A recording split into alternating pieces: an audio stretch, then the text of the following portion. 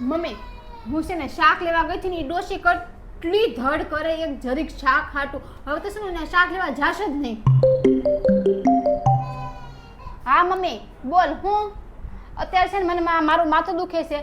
અત્યારે તું phone make. અત્યારે મારે તારી હારે કાંઈ વાત નથી કરવી. હા મેકું.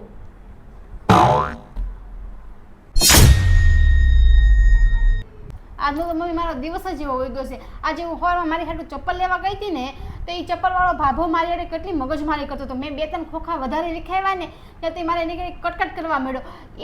એવાની દુકાને જવાય જ નહીં ને ખબર જ નથી પડતી કે ઘરાઘરે કેમ વાત કરાય એમ. હમણાં હું દૂધ લઈને આવું.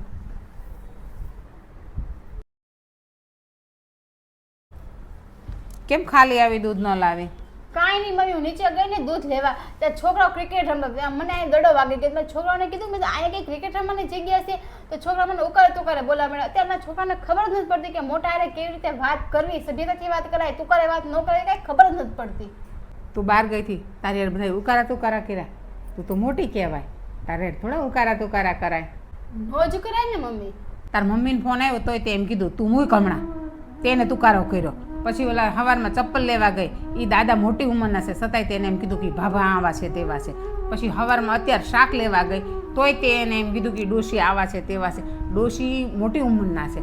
આપણે કોઈ પણ જણને આપણે માન જોતું હોય ને તો એને માન પહેલાં આપવું પડે તો આપણને માન મળે, નહીંતર માન ન મળે. તને તુકારો કર્યો તને કેવું લાગ્યું છે? તો એવું જ બધાને થાય. એટલે સમજીને વિચારીને વ્યવસ્થિત રીતના બોલાય. તમારી વાત સાચી છે મમ્મી.